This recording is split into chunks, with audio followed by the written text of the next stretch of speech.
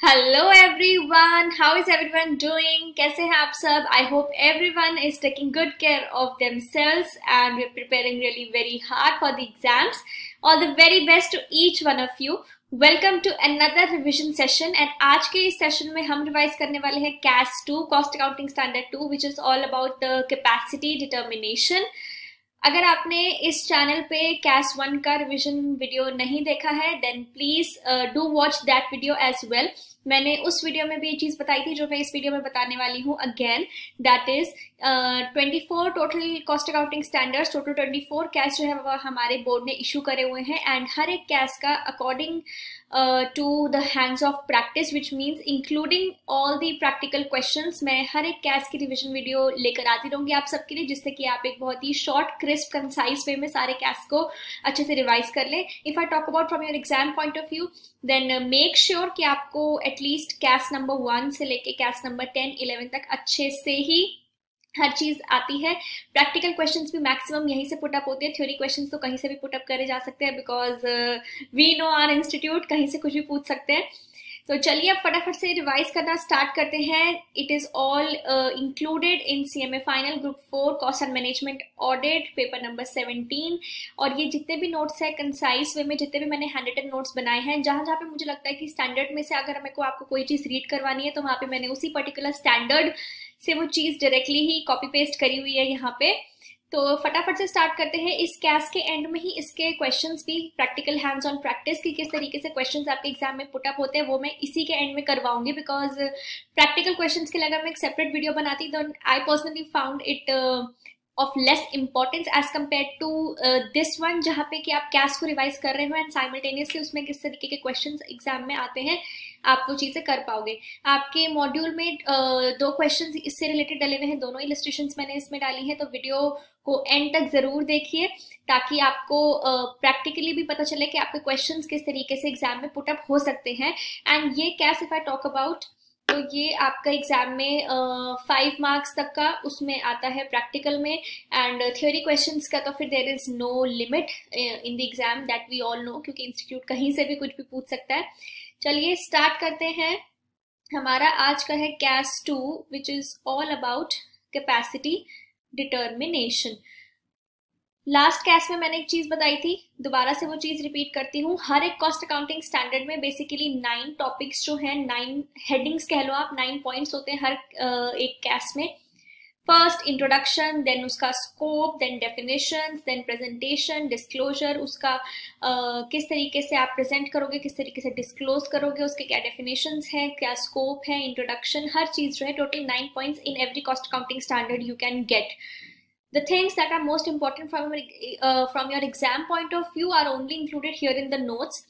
First जो होता है हमेशा इंट्रोडक्शन, तो वो इंट्रोडक्शन में वही कि this is the cost accounting standard which relates to this. Then उसका स्कोप, स्कोप के लिए आपको हमेशा ही 2 कीवर्ड्स है जो याद रखने हैं. That is all about uniformity, profitability, consistency. ये कुछ ऐसे वर्ड्स हैं जिनको आपको हमेशा याद रखना है in the computation and disclosure of cost. And then अब फटाफट से मूव करते हैं कुछ इस चैप्टर से रिलेटेड, इस पर्टिकुलर कैस से रिलेटेड, कैपेसिटी डिटर्मिनेशन से रिलेटेड कुछ डेफिनेशन है जो कि मैंने यहाँ पे पुट करी है. सबसे पहले मैं आपको थोड़ा सा ब्रीफ में एक बार रिवाइज करवा देती हूँ. कैपेसिटी डिटर्मिनेशन, हम अपनी कोई भी मशीन जिसको भी हम यूज कर रहे हैं अपना प्रोडक्ट मैन्युफैक्चर करने के लिए या फिर सर्विस रेंडर करने के लिए, देन वो मशीन का या फिर उस हमारे बेसिक प्रोडक्ट का कितनी कैपेसिटी है वो चीज डिटरमाइन करने के ऊपर ही पूरा कॉस्ट अकाउंटिंग स्टैंडर्ड बेस्ड है. हम कैपेसिटी डिटरमाइन क्यों करते हैं? हमें कभी भी अगर अपनी कोई भी प्रोडक्शन को अगर हमें एक्सपैंड करना है या फिर हमें ये देखना है कि हमारी लेबर कितनी एफिशिएंट है, हमारी मशीन्स कितनी एफिशिएंट है, कितने इफेक्टिवली ऑर्गेनाइजेशन में काम हो रहा है, तो उसके लिए भी हम डिफरेंट डिफरेंट रेशियोज कैलकुलेट करते हैं ये देखने के लिए कि एक्चुअली हमारी कैपेसिटी कितनी थी, उसमें से हम कितना आउटपुट बना रहे हैं, तो कितना हम यूज कर रहे हैं, कितनी वेस्टेज है. हर चीज को डिटरमाइन करने के लिए हमें कैपेसिटी एटलीस्ट पता होनी चाहिए. And in addition to that अगर हमें कोई एक्सपेंशन करना है, हमारे पास कोई न्यू प्रपोजल आया है कि हमें इतने कोई एक पर्टिकुलर अमाउंट ऑफ यूनिट्स हमें अगर किसी को मैन्युफैक्चर करके देने हैं, कुछ भी अगर हमें इस तरीके का करना है, तो एटलीस्ट हमें अपने मशीन की, अपने जितनी भी हमारी ओवरऑल मशीन है, हर चीज़ की एक प्रोडक्शन कैपेसिटी के बारे में पता होना चाहिए कि हम वो ऑर्डर फुलफिल कर भी पाएंगे या नहीं. हमें अगर अपने बिजनेस को एक्सपैंड करना है तो अपने बिजनेस को एक्सपैंड करने के लिए हमारी एक्चुअली हम अभी कितने कैपेसिटी पे ऑपरेट कर रहे हैं, वो एक्सपेंशन जो हमें चाहिए वो हम इसी मशीन्स के थ्रू, इतने ही नंबर ऑफ गिवन मशीन्स के थ्रू, इतने ही गिवन नंबर ऑफ आवर्स में हम वो कैपेसिटी में बना सकते हैं या नहीं बना सकते, या फिर अगर हमें एक्सपैंड करना है तो उसके लिए हमें एक नया फैक्ट्री सेटअप करना पड़ेगा, पूरा एक नया ही मशीन्स का सेटअप पूरा लेना पड़ेगा, पूरी एम्प्लॉय हमें सारे के सारे दोबारा से न्यू हायर करने पड़ेंगे, या फिर एग्जिस्टिंग में ही हमारा काम चल जाएगा। इन सब बेसिकली हमें एक स्मूथ फंक्शनिंग के लिए अपने ही बारे में डिसीजंस लेने के लिए कैपेसिटी को डिटरमाइन करना बहुत ही इंपॉर्टेंट होता है। ये कैएसपी रिवाइज हुआ था, इसमें कुछ डेफिनेशन दी हुई है। सबसे पहले डेफिनेशन है abnormal idle capacity, actual capacity utilization, cost object. Cost object हम कर चुके हैं, कोई भी एक्टिविटी जिसके लिए हम कॉस्ट को डिटरमाइन कर रहे हैं, असर्टेन कर रहे हैं, वो हमारा होता है cost object. Idle capacity, idle मतलब जितनी कैपेसिटी भी हमारी अनयूज्ड जा रही है, जितनी भी कैपेसिटी हमारी खाली जा रही है। अगर हमारी मशीन की कैपेसिटी है कि वो 1000 यूनिट्स बना सकती है, अभी हम यूनिट्स बना रहे हैं लेट्स से 500 या 600, तो जितनी भी कैपेसिटी हम नहीं यूज कर रहे हैं वो उसकी आइडल कैपेसिटी है, आइडल है, खाली जा रही है।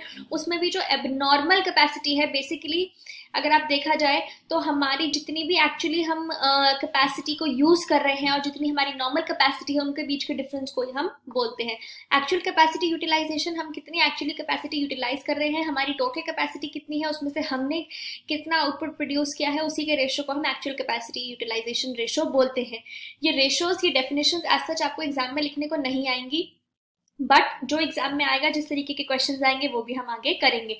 बट 1-2 मार्क्स के लिए आपको एटलीस्ट पता होना चाहिए कि बेसिकली ये होता क्या है, जो कि अगर अभी आप आगे देखेंगे प्रैक्टिकल पार्ट में तो उससे भी आपको काफी चीजें जो है क्लियर हो जाएंगी। ये बेसिकली अब नॉर्मल आइडल कैपेसिटी क्या है, डिफरेंस है किस किस के बीच में, नॉर्मल कैपेसिटी के बीच में और एक्चुअल कैपेसिटी यूटिलाइजेशन के बीच में। एक्चुअल कैपेसिटी यूटिलाइजेशन को हम हमेशा ही मेजर करते हैं in volume of production achieve या service provided in the specified period. Actually हमने कितनी कैपेसिटी यूटिलाइज की उसको नंबर ऑफ यूनिट्स में ही हम मेजर करते हैं। हमने एक्चुअली में 3000 यूनिट्स बनाए, जबकि हमारी जो कैपेसिटी थी वो लेट्स से 4000 यूनिट्स की थी या 200 यूनिट्स की थी। तो वही आपको बोला गया है कॉस्ट ऑब्जेक्ट, हमारी कोई भी ऐसी एक्टिविटी जिसके लिए हम कॉस्ट को असर्टेन कर रहे हैं वो हमारी होती है कॉस्ट ऑब्जेक्ट। चलिए आगे देखते हैं एक बार। देन हमारे पास कुछ और भी तरीके की कैपेसिटी के बारे में है।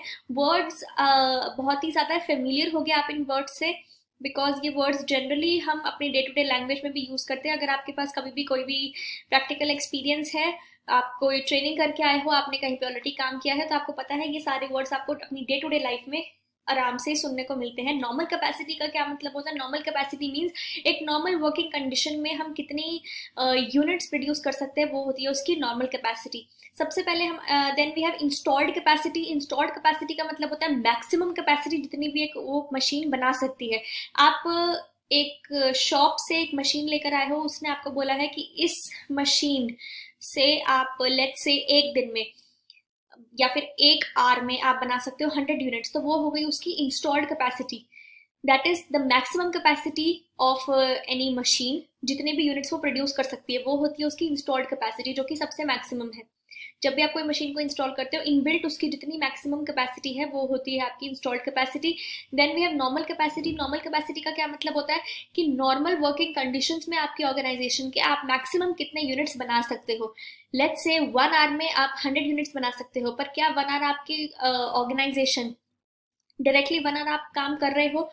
नॉर्मली संडेज को छुट्टी होती है। अब आप 1 आवर में 100 यूनिट्स बना रहे हो, इसको आप 8 आवर्स की शिफ्ट से मल्टीप्लाई करते हो एक दिन का, और उसको आप 365 डेज से मल्टीप्लाई करते हो, वो आपकी आ गई टोटल आपकी इंस्टॉल्ड कैपेसिटी कि एक साल में इतने यूनिट्स ये मशीन हमें बना के दे सकती है।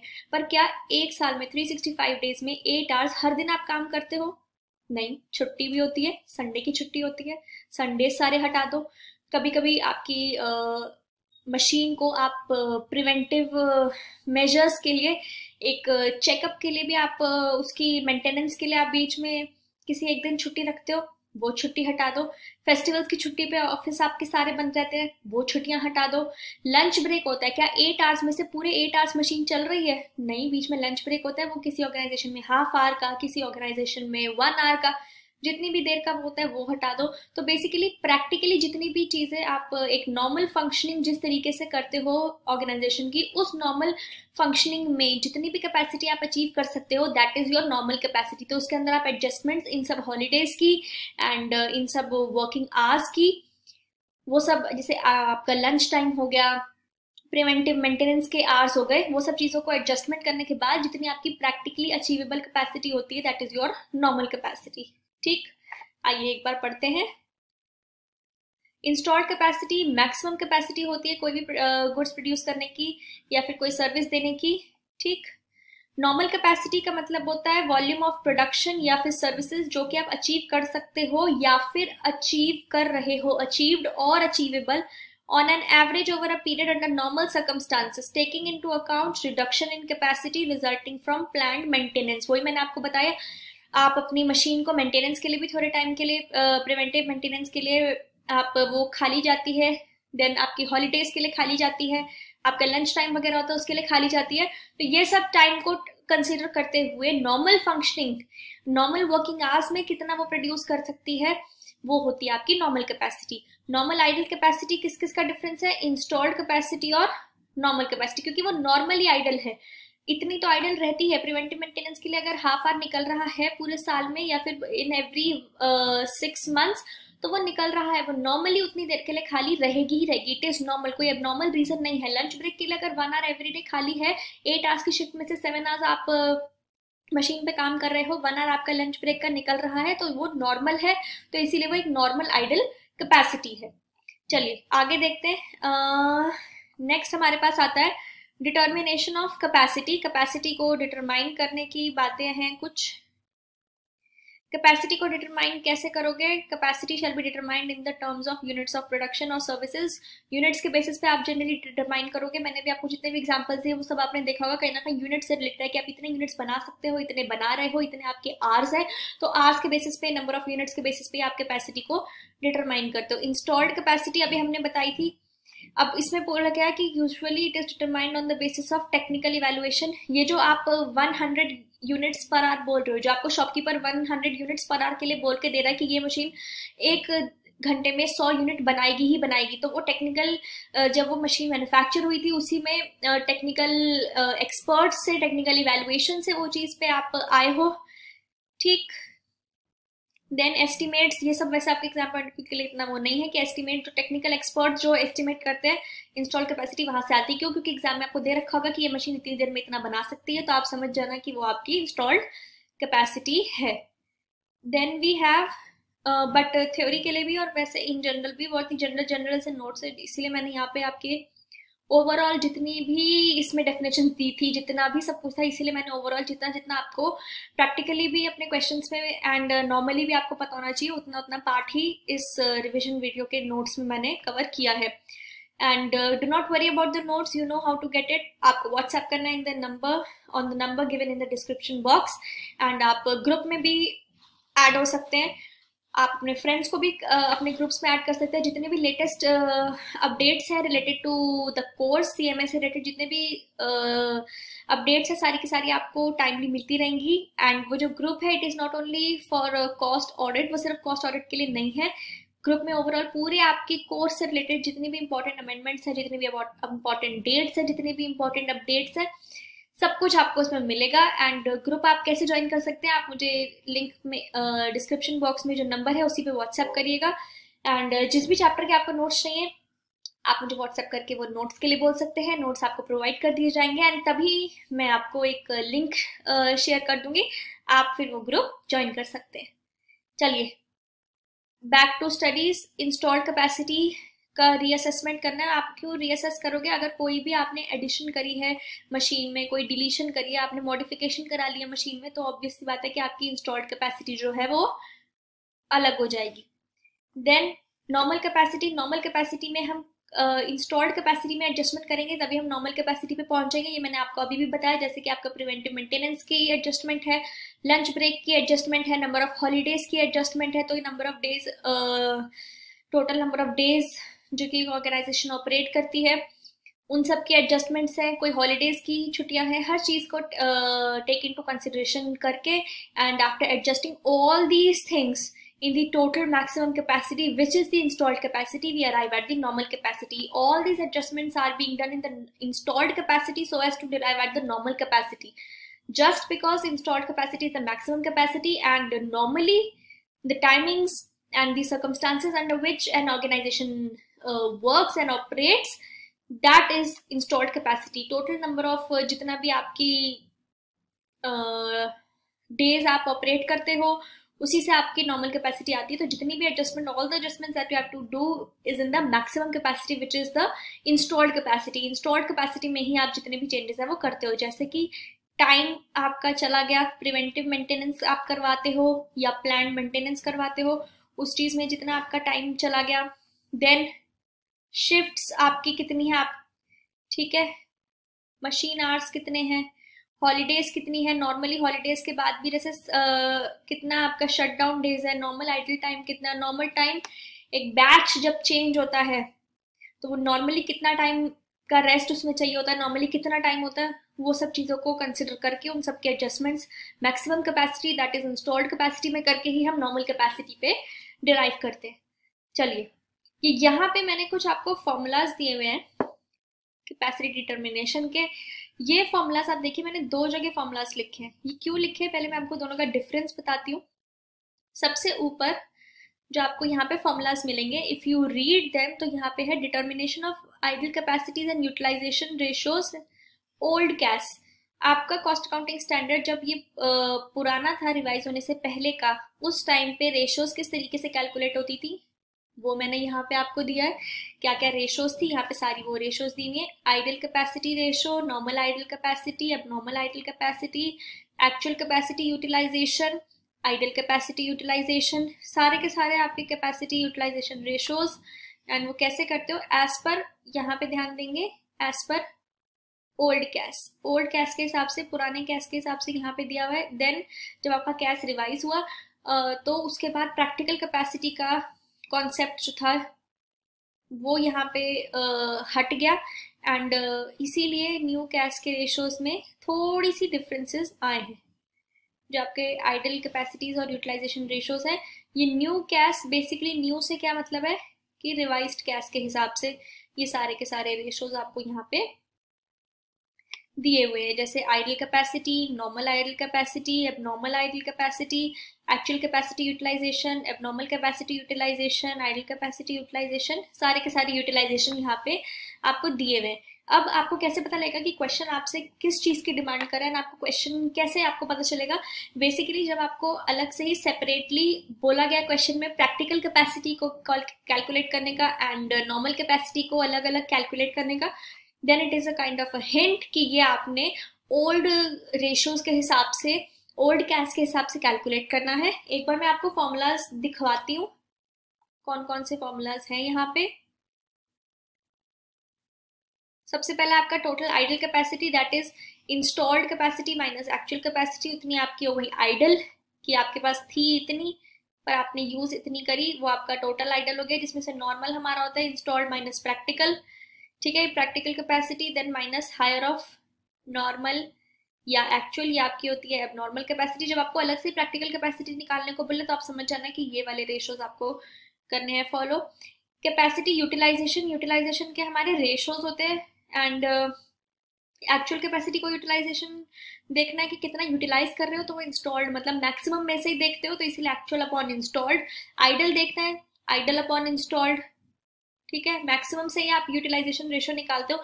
आपके जैसे आप अपनी भी परसेंटेज निकालते हो तो टोटल 100 मार्क्स है, उसमें से आपके कितने आए, तो आप ये देखते हो कि आप कितने एफिशिएंट हो, कितने अच्छे से पढ़ाई कर रहे हैं, अपनी प्रोग्रेस चेक करते हो. इसी तरीके से टोटल जितने आउटपुट है उसी से आप डिवाइड करोगे, आपने जितना किया तो तभी आपका यूटिलाइजेशन रेशो आएगा. इसीलिए इंस्टॉल्ड से ही हम हमेशा डिवाइड कर रहे हैं. एक्चुअल हो गया, ये हो गया normal idle capacity, normal idle upon installed, and abnormal capacity, abnormal idle upon installed multiply by 100. ये आपके रेशोज हैं. अब न्यू वाले रेशोज पे अगर आप आओ तो न्यू में देखो आइडल कैपेसिटी वही है इंस्टॉल्ड माइनस एक्चुअल, कि आपकी एक्चुअली आपने कितना किया, जबकि आपके टोटल कितना था। नॉर्मल आइडल यहाँ पे देखो installed minus normal capacity, practical चला गया, न्यू कैश में प्रैक्टिकल कैपेसिटी वगैरह नहीं है, नॉर्मल कैपेसिटी। देन एबनॉर्मल में normal minus actual, actual capacity utilisation same वही, actual divided by installed, idle capacity idle divide by installed, normal idle divide by installed, abnormal idle divided by installed multiply by 100। ये यहाँ पे आपके लिए star mark करके note दिया हुआ है कि अगर एक्सप्रेसली मतलब कि स्पेसिफिकली दिया हुआ है क्वेश्चन में कंप्यूट करने को प्रैक्टिकल कैपेसिटी और नॉर्मल कैपेसिटी सेपरेटली, तो ये एक तरीके का साइन है, ये एक तरीके का हिंट है कि आपको जितनी भी रेशो है फिर वो कैलकुलेट करनी है as per the old cost accounting standard. ये स्टैंडर्ड आपका थियोरेटिकली यहीं पे खत्म होता है। स्टैंडर्ड में कुछ भी नहीं था, स्टैंडर्ड में बस इतना ही था कि कैपेसिटी डिटरमाइन हम क्यों करते हैं, कैपेसिटी से क्या मतलब है, अलग अलग तरीके की कैपेसिटीज होती है, इंस्टॉल्ड जितना मैक्सिमम है, नॉर्मल वर्किंग आवर्स में नॉर्मली हर चीज को टेक इनटू कंसीडर करते हुए इंस्टॉल्ड में मतलब मैक्सिमम में आप एडजस्टमेंट्स करते हो तो वो आते हैं आपकी नॉर्मल कैपेसिटी, एक्चुअल जितना आपने एक्चुअली काम किया, जितना एक्चुअल आपका आउटपुट आया, नॉर्मल आइडल नॉर्मली जितना आइडल रहता है तो it is installed minus normal, abnormal idle जितना भी आपका एबनॉर्मेलिटीज की वजह से आप वो चीज नहीं कर पाए अपने कोर्स ऑफ प्रोडक्शन में। ये देखिए यहाँ पे दो इलस्ट्रेशन आपके न्यू स्टडी मटेरियल से मैंने इलस्ट्रेशन पुट करी है। सबसे पहला illustration number 4 and illustration number 5, ये दोनों आपके स्टडी मटेरियल की ही इलस्ट्रेशन है। न्यू स्टडी मटेरियल सिलेबस 2022 के हिसाब से जो आपका सिलेबस है उसी के ये इलस्ट्रेशन है। इलस्ट्रेशन नंबर 1, 2, 3 इस कैस से रिलेटेड नहीं थी इसलिए वो आपको यहाँ पे नहीं दिखेंगी। जो भी अपने रिस्पेक्टिव कैस में है वो आपको उसी रिविजन लेक्चर में मिल जाएगा इलस्ट्रेशन। चलिए अब स्टार्ट करते हैं, एक बार पढ़ते हैं। ग्लोरी लिमिटेड मैन्युफैक्चरिंग कंपनी है जो कि प्रोवाइड करती है अपने कॉस्ट रिकॉर्ड्स का थोड़ा सा extract for the year ended 31 मार्च 2022। ठीक है जी, पढ़ लेते हैं।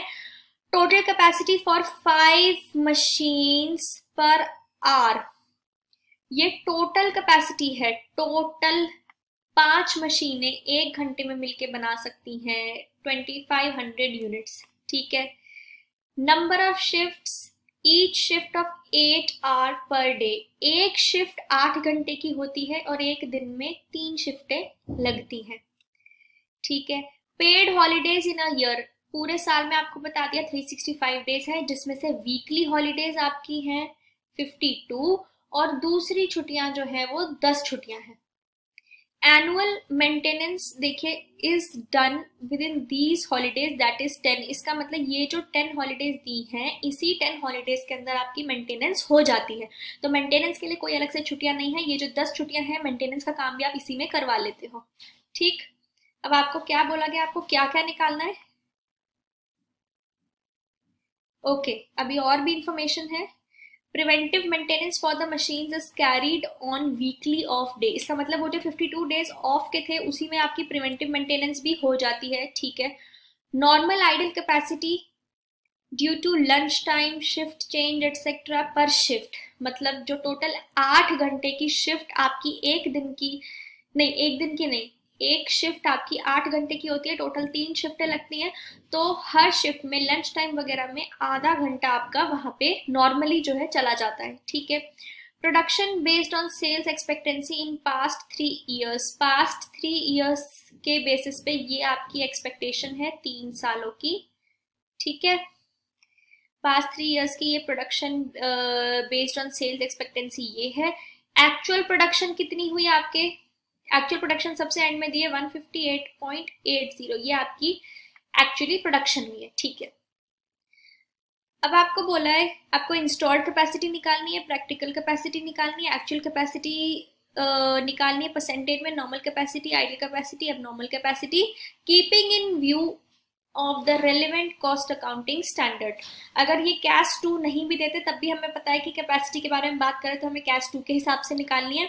ठीक है, स्टार्ट करते हैं एक बार ये क्वेश्चन। ऐसे ही आपको straight forward simple questions put up होंगे। स्ट्रेट फॉरवर्ड से आई मीन कि पूरा डेटा आपको दे दिया जाएगा एंड आपको बोला जाएगा कि अब आपको जो है रिस्पेक्टिव कैश के अकॉर्डिंग ये चीजें डिटरमाइन करके देनी है। चलिए, सबसे पहला बोला है इंस्टॉल्ड कैपेसिटी। इंस्टॉल्ड कैपेसिटी कौन सी होती है हमारी, जो मैक्सिमम कैपेसिटी होती है पूरे मशीन की। पूरे मशीन की कैपेसिटी हमें कितनी दे रखी है, पांच मशीनें, ये देखिए टोटल कैपेसिटी पांच मशीनों की कितनी है, 2500 यूनिट्स है। 2500 यूनिट्स यहाँ पे हमारी मशीन की कैपेसिटी है। Then number of shifts of 8 hour, 8 घंटे की शिफ्ट होती है, ठीक है।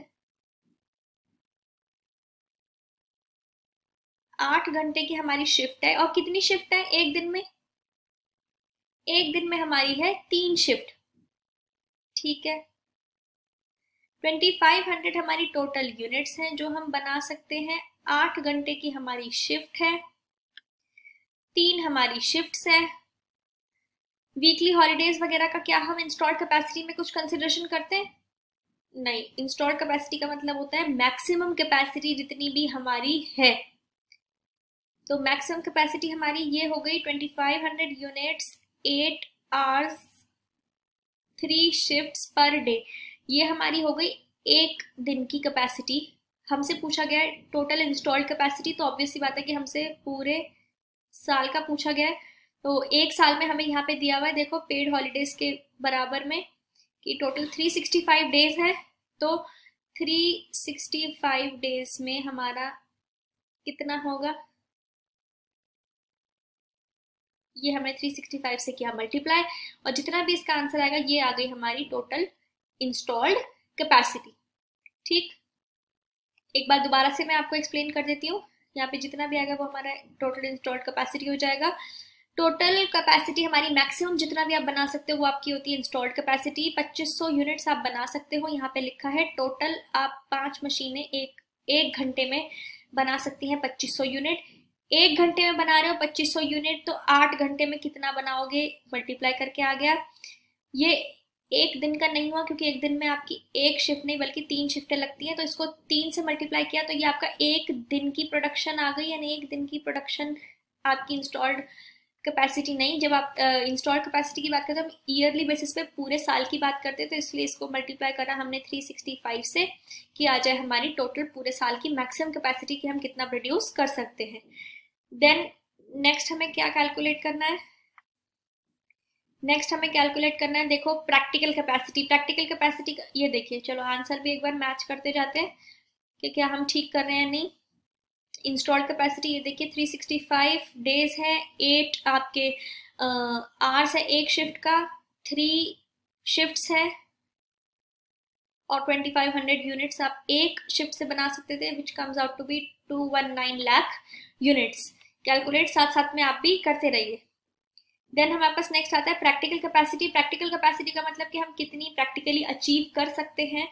तो इसमें अब हम कर लेते हैं सारी एडजस्टमेंट्स, जैसे कि 2500 यूनिट तो है ही हमारी, ठीक। 2500 यूनिट हम कर पा रहे हैं, 8 घंटे की शिफ्ट है, 3 शिफ्ट हम लगा रहे हैं, पर क्या हम 8 घंटे काम कर रहे हैं? नहीं, हम 8 घंटे नहीं कर पा रहे। ये रहा आधा घंटा जो हमारी शिफ्ट चेंज, लंच टाइम उन सब के लिए निकल रहा है, तो ये हम आधा घंटा काम नहीं कर सकते, तो 7.5 आवर्स ले लेंगे, ठीक।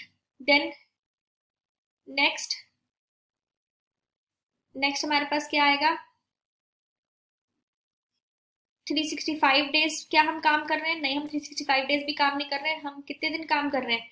ये हमारे, ये देखो ये 52 डेज हम काम नहीं कर रहे हैं, और ये 10, मतलब टोटल 62 डेज हम काम नहीं कर रहे हैं। तो ये जो हम काम नहीं कर रहे ये डेज भी हम हटा देंगे, तो हमारे पास आ जाएगा हमारा प्रैक्टिकल कैपेसिटी। ये देखिए प्रैक्टिकल कैपेसिटी हमारी कितनी हो गई, 365 में से जो 52 डेज हमारे वीक ऑफ्स वगैरह के थे, और माइनस करेंगे हम 10 डेज जो कि हमारे पेड लीव्स वगैरह है, और ये 8 में से हमने 0.5 लंच वगैरह का माइनस किया, और 3 शिफ्ट्स है, तो और 2500 यूनिट एक घंटे के हैं, मल्टीप्लाई करके ये आपका टोटल आ गया 170.43 लाख यूनिट्स। नेक्स्ट कैलकुलेट करना है हमें एक्चुअल कैपेसिटी। एक्चुअल कैपेसिटी हमें दे रखी है कि हमने कितना प्रोड्यूस किया है, 158.8 के लास्ट पॉइंट में इतना हमने किया है, बट हमें परसेंटेज में देना है। तो कोई भी यूटिलाइजेशन हम देते हैं रेशो, हम हमेशा इंस्टॉल से मैक्सिमम से ही डिवाइड करके देखते हैं कि हम किस लेवल पे स्टैंड करते हैं। तो इंस्टॉल्ड कैपेसिटी हम सबसे पहले कैलकुलेट कर चुके हैं, तो इसी को उसी से डिवाइड कर देंगे, तो आ जाएगा हमारा actual capacity utilization. Then actual capacity utilization के बाद अब आपसे पूछा गया है नॉर्मल कैपेसिटी। हमें 3 सेल्स एक्सपेक्टेंसी दी हुई है एंड तीनों साल की जो सेल्स एक्सपेक्टेंसी हमें दी हुई है production based as per the sales expectancy, उन तीनों साल का एवरेज लेके हम नॉर्मल कैपेसिटी देख लेंगे कितनी है। तो एवरेज लेंगे तो 3 साल का दिया है तो डिवाइड बाय 3 कर देंगे, सिंपल एवरेज हम नॉर्मल कैपेसिटी कैलकुलेट करने के लिए लेंगे। जैसे यहाँ पे देखिए 3 साल का दिया था 154.5 plus 159.54 plus 166.6 divide by 3 that equals to 160.23 lakh unit. Simple average हम ले रहे हैं। अगर आप इसमें एक चीज क्लोजली ऑब्जर्व करें तो 154.5, 159.54 एंड 166.67 कहीं ना कहीं फिगर्स आपस में बहुत ज्यादा इनके बीच में डिफरेंस नहीं है, फिगर्स आपस में रिलेट कर रही हैं। ऐसा नहीं है कि कोई फिगर एकदम 2 है तो कोई एकदम 2000 है। अगर हमारी इतनी बड़ा कभी भी कोई वेरिएंस होता है तो उस साल का डेटा हम इंक्लूड नहीं करते हैं। अगर आपको फॉर एग्जांपल एग्जाम में कभी ऐसा क्वेश्चन आ जाए कि 154.5 देन एकदम से ही 1055.4 देन फिर आपके नॉर्मली 155, 156 इस तरीके से, तो उस पर्टिकुलर ईयर का आपको लेने की कंसिडर करने की जरूरत नहीं है। रिमेनिंग ईयर से आप मल्टीप्लाई करके एग्जाम में नीचे नोट दे सकते हैं कि इस ईयर ऑब्वियसली कुछ बहुत ही एक्सेप्शनल हुआ होगा, इसीलिए अगर हम पास्ट डेटा को कंसिडर करें, हर डेटा को if we take into consideration, तो ये बहुत ही एक एबनॉर्मल सा हमें ईयर का लग रहा है। तो इस ईयर में कुछ ना कुछ इस तरीके का हुआ होगा जो कि नॉर्मली नहीं होता, तो इसीलिए हमने इस ईयर को नॉर्मल कैपेसिटी डिटरमाइन करते टाइम इग्नोर किया है। Then also it will work fine, but अगर एग्जाम में ऐसा कुछ नहीं आता, फिगर सारी एक जैसी है, तो आप पूरे जितना भी डेटा दिया उसका सिंपल एवरेज करके निकाल सकते हो। जैसे कि इसके अंदर 3 साल का डेटा दिया था, तीनों फिगर्स आपस में बहुत ज्यादा ही डिफरेंट नहीं है, तो इसीलिए हमने इन तीनों सालों का एवरेज ले लिया। नेक्स्ट हमारे पास है आइडल कैपेसिटी यूटिलाइजेशन। आइडल, अब आपकी आइडल कितनी रह गई, आपने आइडल आपकी टोटल थी 219 लाख पर आपने बनाई 158 लाख, तो अब देखो आइडल, टोटल आइडल कितनी रह गई। अभी फॉर्मूला भी हमने देखा था आइडल कैपेसिटी का, इंस्टॉल्ड माइनस एक्चुअल। इंस्टॉल्ड आपने सबसे पहले निकाली 219 लाख और एक्चुअल आपको गिवन थी 158.8, तो इंस्टॉल्ड माइनस एक्चुअल आपकी हो गई आइडल, तो 219 माइनस 158.8 आपकी हो गई आइडल कैपेसिटी। अब आपसे पूछा गया एबनॉर्मल आइडल कैपेसिटी, तो इसमें से एबनॉर्मल कितनी है, एबनॉर्मल कैपेसिटी भी हमने यहाँ पे निकाली है। एबनॉर्मल का मतलब है प्रैक्टिकल, क्योंकि बाकी तो इंस्टॉल्ड से निकालोगे तो कुछ तो हमारी नॉर्मल भी है, नॉर्मल प्रिवेंटिव मेंटेनेंस और वीकली ऑफ्स, कुछ तो कैपेसिटी उन सब चीजों की वजह से भी कम हो गई। तो एबनॉर्मल रीजन की वजह से कितनी खाली रह गई, प्रैक्टिकली आप इतनी अचीव कर सकते थे, नॉर्मली हर चीज को हटा दो तब भी, पर फिर भी आपने 158.8 अचीव करी, तो अभी भी आपकी एबनॉर्मल जो है वो इन दोनों का डिफरेंस बच गया। और अगर आपने इसका रेशो निकालना है तो रेशो भी आप इन दोनों का फिर निकाल सकते हो आपस में, प्रैक्टिकल और एक्चुअल का, और न्यू कैस के हिसाब से तो फिर ये नॉर्मल का निकलता। ठीक, प्रैक्टिकली अलग से पूछा था तो आप समझ जाओ कि जैसे ये ओल्ड कैश के हिसाब से आपसे बात हो रही है, बस एक प्रैक्टिकल कैपेसिटी का पॉइंट उसके अंदर एक्स्ट्रा जुड़ गया है, बाकी रेशियोज जितनी है वो सारी सेम है। चलिए एक और क्वेश्चन इसमें दिया हुआ है, एक बार ये क्वेश्चन भी देख लेते हैं। इसी तरीके के क्वेश्चन आपसे प्रैक्टिकली पूछे जाएंगे, पुट आउट होंगे इन the exam, so don't worry about that कि कुछ नए टाइप का क्वेश्चन आएगा, तो ऐसा कुछ नया या फिर कुछ हटके इस तरीके से नहीं आएगा, जनरली सिंपल एंड इसी तरीके के क्वेश्चन आएंगे क्योंकि कैपेसिटी डिटर्मिनेशन का कैस है, तो normal capacity, practical capacity, installed capacity, utilization ratios, ये सब चीजें इसमें से आएंगी। बाकी थ्योरी में कुछ भी आ सकता है, तो उसके लिए आप अच्छे से प्रिपेयर करिए। प्लांट ऑपरेट करता है, 3 शिफ्ट्स हैं, 8 आवर्स ईच, वही सेम चीज है for all days except Sundays and 8 holidays. अब इसमें 8 हॉलीडेज हैं, पहले 10 हॉलीडेज थी, इसमें 8 है। देन प्रिवेंटिव मेंटेनेंस आप कर रहे हो संडे को, तो अलग से उसके लिए कोई भी छुट्टी माइनस करने की जरूरत नहीं है, और एनुअल मेंटेनेंस इन 8 हॉलीडेज में ही हो जाती है। तो प्रिवेंटिव मेंटेनेंस हो या एनुअल मेंटेनेंस हो, ऊपर वाली जितनी हॉलीडेज दी हैं उसी में हो जाती है, अलग से कुछ कैलकुलेट करने की जरूरत नहीं है। नॉर्मल आइडल टाइम, खाने वाने के लिए लंच टाइम हो गया, शिफ्ट चेंज करने का टाइम हो गया, दैट इज 1 आवर पर शिफ्ट। अभी पहले हमने माइनस किया था 0.5 आवर था, आधा घंटा था, पर इस ऑर्गेनाइजेशन में 1 घंटा है, फेयर इनफ, 1 घंटा लग ही सकता है खाने में। चलो 1 घंटा फिर हम इसमें से माइनस कर देंगे, 7 आवर्स हो जाएगा, अभी 8 आवर्स का है total. Installed capacity, maximum capacity 1200 unit है, पहले 5 मशीन की 2500 थी। प्रोडक्शन लास्ट 5 ईयर्स का और करंट ईयर का, लास्ट 5 ईयर्स का भी दिया, करंट ईयर का भी दिया, तो लास्ट 5 ईयर्स का एवरेज करके आप नॉर्मल कैपेसिटी निकाल लोगे। ये वाली सारी 5 ईयर्स का आप एवरेज कर लोगे तो आपके पास आ जाएगी नॉर्मल कैपेसिटी, डिवाइड बाय 5 करके सिंपल एवरेज करना है, और ये आपकी एक्चुअल है 69.9 लाख, ये आपकी एक्चुअल कैपेसिटी है। अब आपको यही सारी कैपेसिटीज दोबारा से डिटरमाइन करनी है, installed, actual, idle, abnormal idle, ठीक है। थ्री शिफ्ट्स है, 8 आवर्स ईच है, एक्सेप्ट संडेज एंड वो, तो मैक्सिमम कैपेसिटी तो आप इतना ही लिख लोगे। मैक्सिमम आपकी हो जाएगी 3 multiply by 8,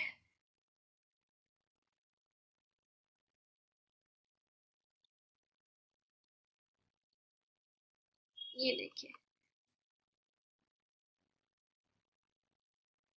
just a second, ये मेरा सेशन एंड होते होते मेरा स्टाइलिस मेरे को दिक्कत ना करे, ऐसा अभी तक तो किसी लेक्चर में नहीं हुआ, तो it's keeping it's legacy on, कि दिक्कत तो मैं करके ही रहूंगा। खैर कोई नहीं, हम पहले भी क्वेश्चन कर चुके हैं, तो अगर मैं यहाँ पे नहीं भी लिख रही तो भी आप खुद से कैलकुलेट करो। 3 multiply by 8 then multiply by 1200 units, 3, हाँ ये देखो क्या, 3 multiply by 8, 3 into multiply by 8 into, रुको,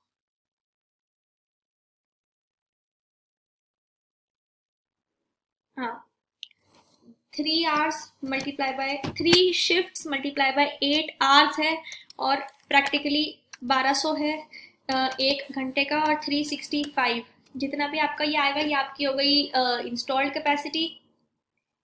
देन हमारे पास नेक्स्ट कौन सी आती है, एक्चुअल कैपेसिटी, एक्चुअल ये दिया हुआ है 69.9। देन आइडल कैपेसिटी, आइडल हमारी कितनी हो गई, टोटल आइडल पूछा है तो इंस्टॉल्ड माइनस एक्चुअल कर देंगे, जितना भी आंसर आएगा इसको 69.9 से माइनस कर देंगे, आ जाएगी आपकी total capacity idle. Then abnormal idle, आप नॉर्मल में से माइनस कर दोगे एक्चुअल, वो आ जाएगी आपकी एबनॉर्मल आइडल कैपेसिटी। और अगर आपने इनके रेशोज कैलकुलेट करनी है तो आप रेशो वाइज भी कैलकुलेट कर सकते हो।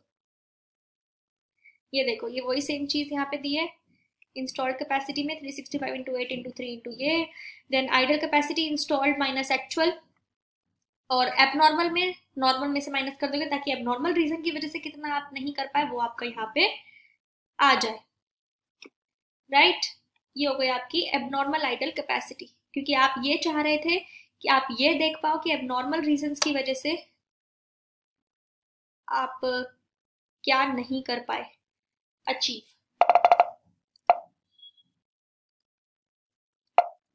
ऑलराइट, तो ये हमारा कैस होता है यहाँ पे over, case two capacity determination यहाँ पे होता है खत्म। I hope that you found this video helpful and informative enough so that you have gained something and you have revised a really very important topic for your exam purpose in a very short period of time with everything covered in detail.